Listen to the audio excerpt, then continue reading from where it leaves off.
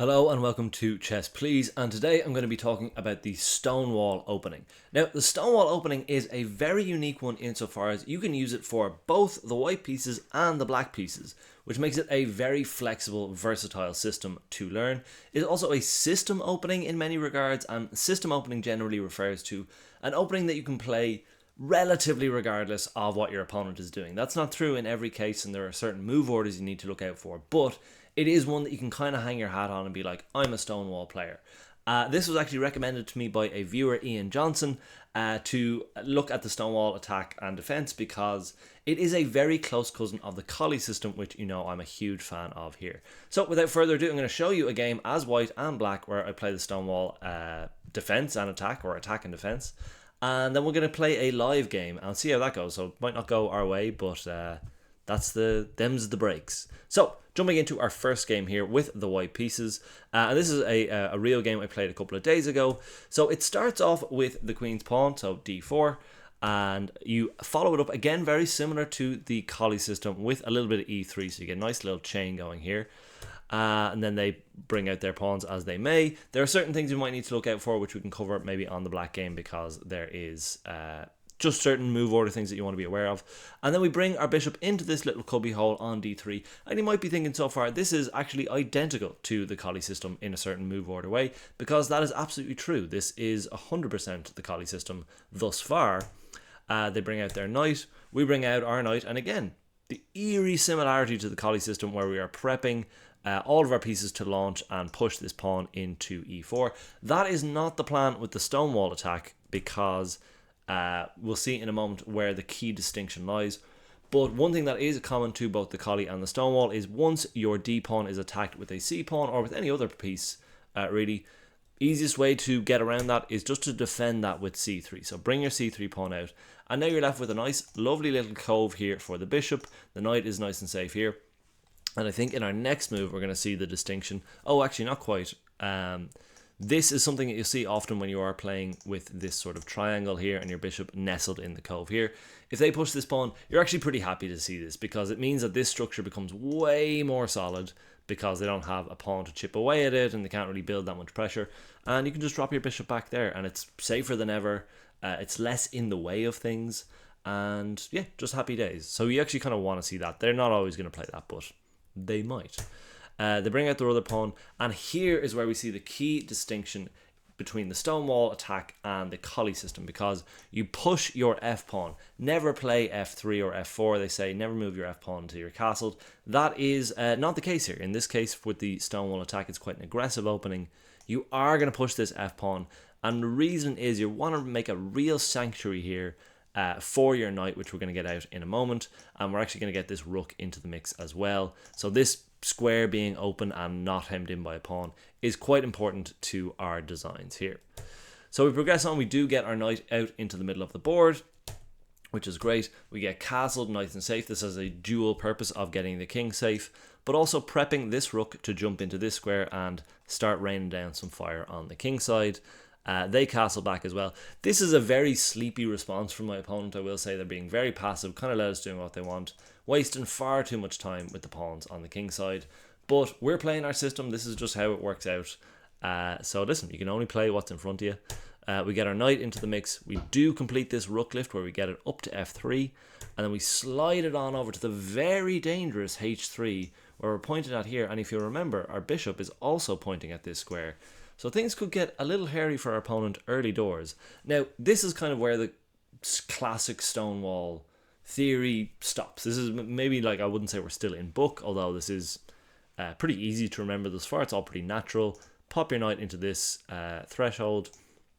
Get your rook pointing up here. So all good so far. And again, opponent completely asleep at the wheel. So this is a nice game to show you just what can happen with the Stonewall attack. This isn't going to happen every game. But then we're able to uncork a nice little brilliancy here, depending on your definition of brilliancy. The bishop takes in here with check.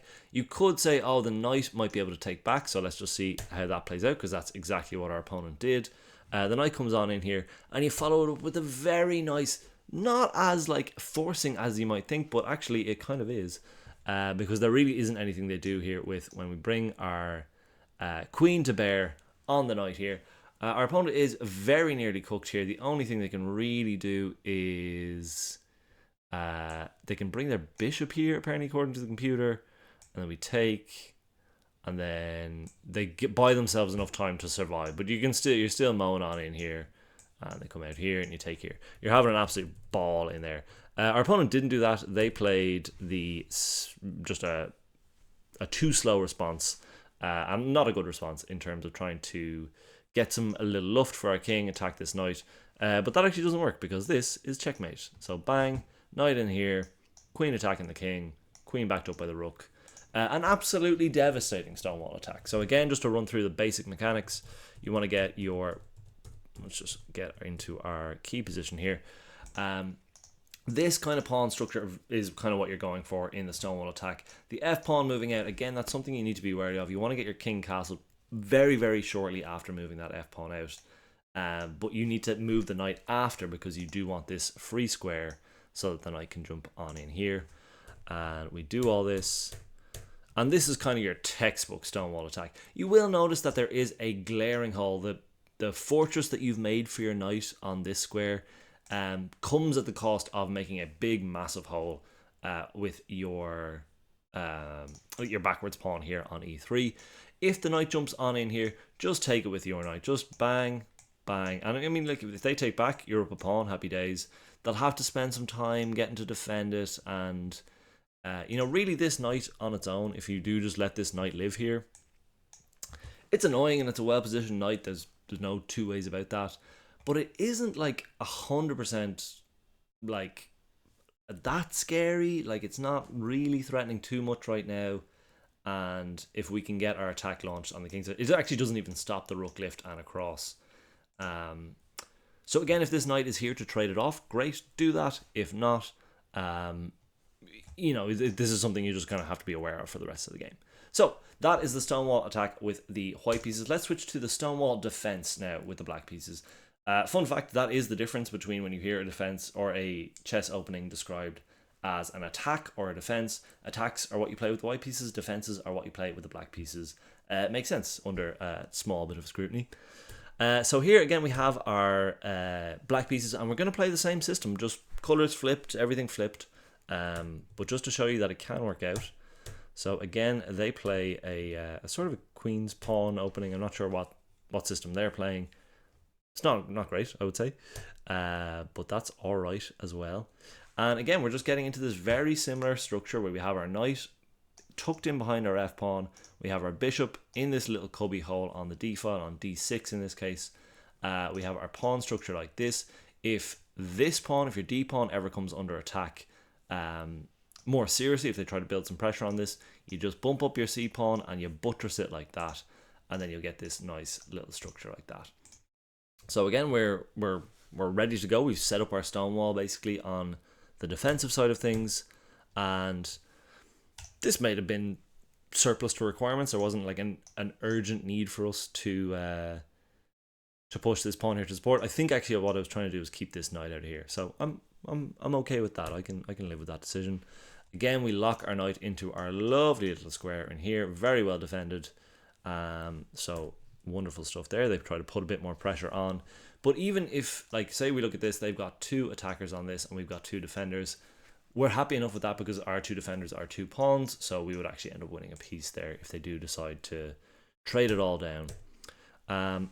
This was kind of where I went off-piste. Didn't really know. I thought everything looked pretty solid. I thought we were a lot more active. So I did go with the old pawn break here in e5. That was just a plan I came up with this. That's not going to happen every single game, but it ended up working out pretty well. Again, a bit of a mass trade-off here in the center of the board. And eventually we get to this gorgeous position. Not quite an end game, but a massively reduced game. A computer would draw this very, very easily. The eval bar attests to that as 0-0. But as a human, like, looking at this beautiful pawn phalanx here, racing right up the board. We've got the bishop pointing at the king side. We've got the rook on an open file. So if we get this bishop out, develop our rooks doubling down, that's a much easier position to play as a human pointing here. And that's all you can really ask for from an opening with black, a defense, as we say. But we do manage to put the squeeze on here. They open up their king here by taking. They really just needed to swallow the loss of this pawn. Oh, we jumped ahead there a little bit. So yeah, we put a little pressure on this knight just to open things up, and we sacrifice our bishop. They take back, which was a big mistake. They really should have just pushed on through here, or actually even just ignored it and brought their knight back in here, and just swallowed the loss of that piece. They didn't do that, so we will come back to what they actually did. They took back, and we're able to just slowly move our queen in here, knowing that it's going to be very, very long for them to get their queen in the mix, and the king is just too exposed. So we're able to launch on in here with the rooks, and again, this open F file, which often is a facet of the Stonewall attack when you push your F pawn and it's supporting your E pawn. Oftentimes that will open up the F file for you. So definitely an attacking avenue for you to be aware of. And they're just too slow to respond, and we get a little checkmate in here with the queen. Those are two perfect examples of the Stonewall attack and defense. So that went very well in my favor, which is probably why I've shown it to you here. But let's get a little bit more real with it and play a live game with the Stonewall defense. And again, we can just be agnostic as to what colors we have. The only time you can't really play a Stonewall defense is when e4 happens. So I'll skip on through to the next game. I'll play through this game, but we'll skip through to the next to show you the Stonewall. Okay, moving back into things, we did lose that previous game, so not a great start, but we weren't playing the Stonewall, so that's fine. Here we go with trying to see if we can conjure up a Stonewall. So when they play d4, you can play a Stonewall. If they play e4 to start, unfortunately that's the case where you don't play a Stonewall. In so far as our next move, we do this. Again, the reverse little cubby. We get our bishop into that cubby. And now we're looking for a little F action right out of the gate. We're going to hurry on with this because when you're playing as black, you're down a tempo in theory, so you don't want to mess around. Our opponent also has a little bit of a system opening going on here, I think. Oh, this could be a hippo. I think we might be playing a hippo, which works for me. Not quite. So again, anytime the C pawn is attacked, you just buttress it and you're good to go. You've got your lads. Happy as Larry there. Next steps. The knight move can happen. The knight developing move can happen.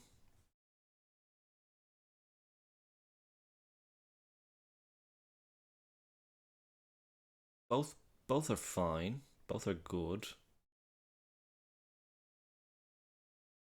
I don't see the harm in getting the knight out first. Don't move a piece twice until everything's out. Says falls on deaf ears for this bishop. That's another drawback of the Stonewall. Your light square bishop with the black pieces or your dark square bishop with the light pieces is going to be pretty out of commission until later on in the game. But later on in the game, you do get to use it. It's not dead and buried.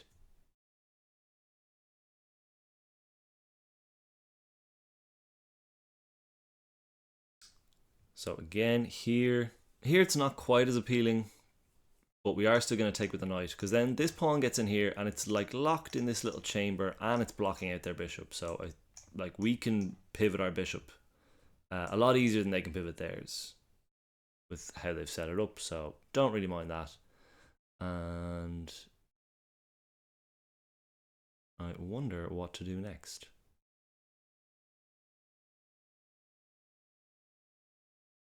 There's a world where we just sort of throw this out. Put a little pressure here, make them weaken things over here, which I don't mind. They trade off that knight, that's wonderful for us too. Yeah, okay, a little weakening here.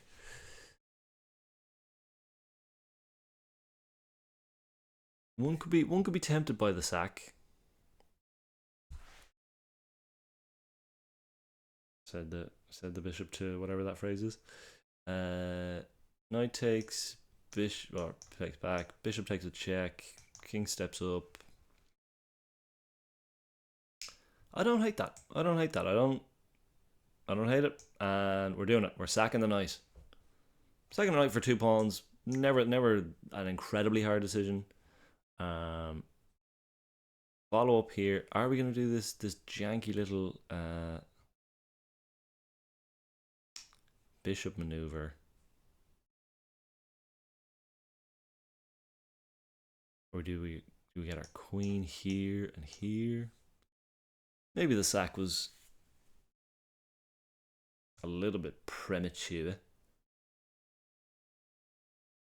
Feels like the king can just escape.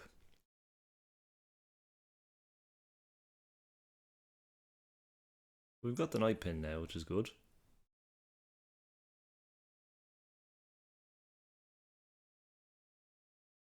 I think we're going to do this. Defend the bishop. Tempt them into taking. We'll still take with the bishop. Oh, they don't even want it. They don't even want it. Right. Okay, this is all very, very interesting. Very interesting indeed. Let's get our queen in the mix out this way. We're hitting this. We're attacking that. It's fun. I can't say it's not fun. Don't know if we're winning. We're down a pawn because we sacked our knight for 2 pawns. But if we're darn it all to heck if we're not having a good time. And in the end, isn't that what openings are all about? That's a good move. Is it? Let's impose our authority here a little.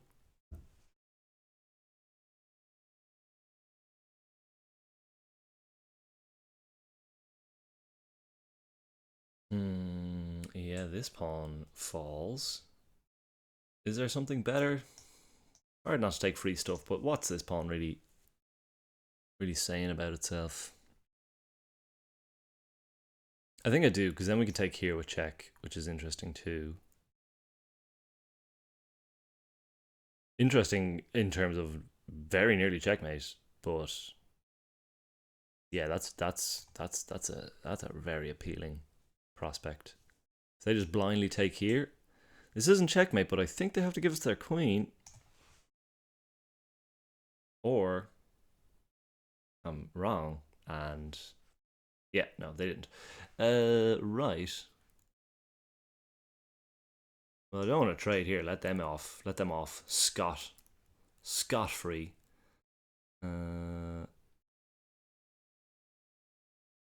Taking here, the knight can move away and hit this, and we're looking at their bishop. It's a little annoying.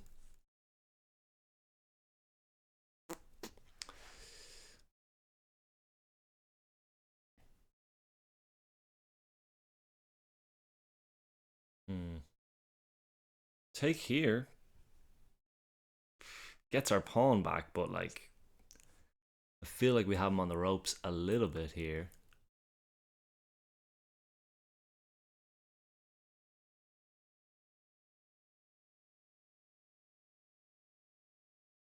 Actually, what's interesting is this knight can't really move. It's kind of pinned.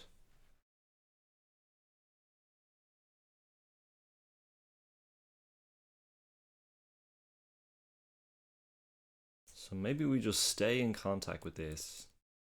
Because I don't want to trade queens. Not yet. Although... no. I don't think so. It's a little bit of a wait and see what they do. Does take the air out of the tires a small bit, which I'm annoyed about, but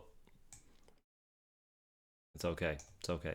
If they get a little cute here and do something like this, this is check. Also interesting to note that that would just be check too. Okay. Well, now the knight double dare you can't move. Pinned. So we'll take that with the bish.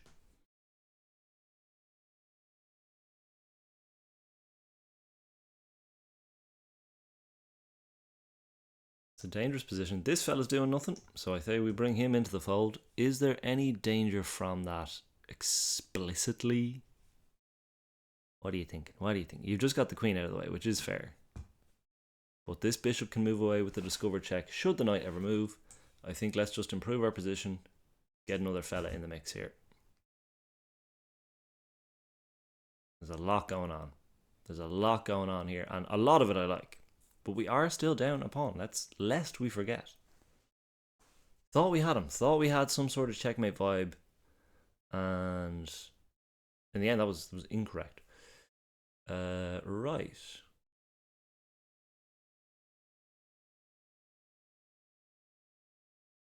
Mm-hmm.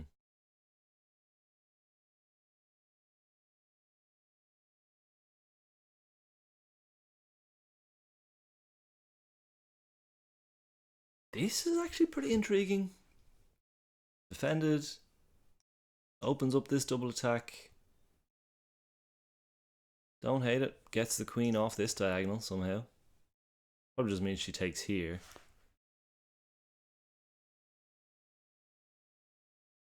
And then we can take the knight.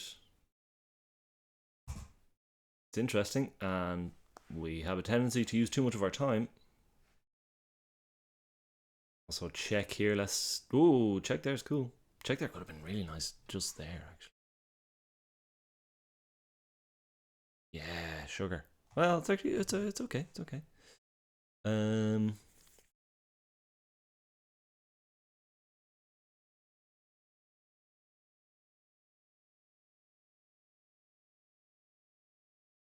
Bishop is fine. I think we take this knight. Ooh, take this knight like so. We have our pieces very well positioned, I must say. Yeah, let's cash in. Let's win the pin. Win the pin. Gotta be careful of the... Well, we still don't. This pawn is actually doing us more good than harm. Queen here could be very interesting, depending on what happens next. This also is actually really annoying.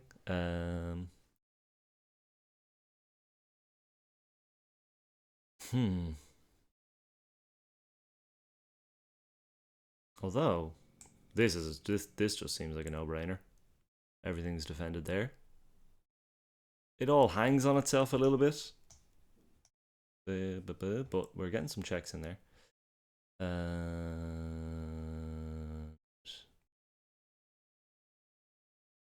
think we do have a move, like we have a tempo here, and I think I'm going to use it here because there isn't... That's not particularly devastating. That we just took in, I think.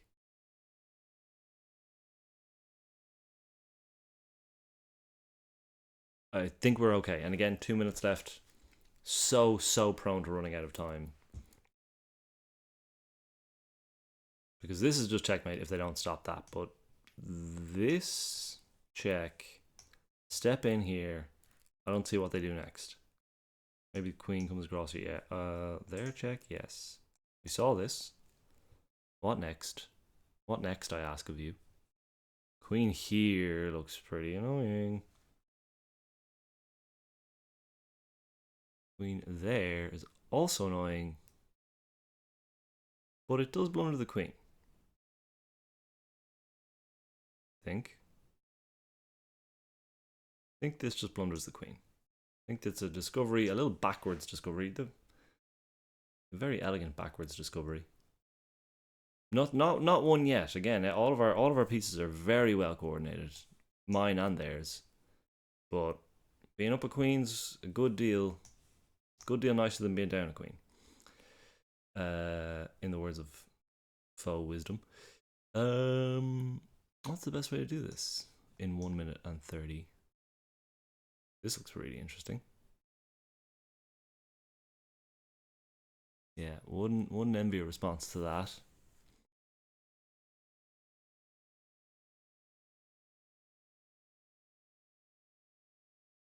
This too. And then this. We've done it! Unreal. Okay, that was a very fun game. Yeah, that's the Stonewall in its purest form of the unskilled hands of an intermediate to advanced player. So if it's good enough for me, it's good enough for you. That's my seal of approval, based on very little, and I highly recommend it. Again, speculative sacrifices, a combinatory piece play, vibing it out, all sorts of lovely chess going on here. This was a very fun game. And eventually we did get the win, and I was very happy with that because we have been on an absolute stinker recently. So that's the Stonewall Attack Defence Stonewall opening. Highly recommend you give it a lash. It's very, very fun. And if you are having a good time, and you feel free to stick around and subscribe for more chess content. And most importantly, enjoy your chess. Thanks very much. All the best.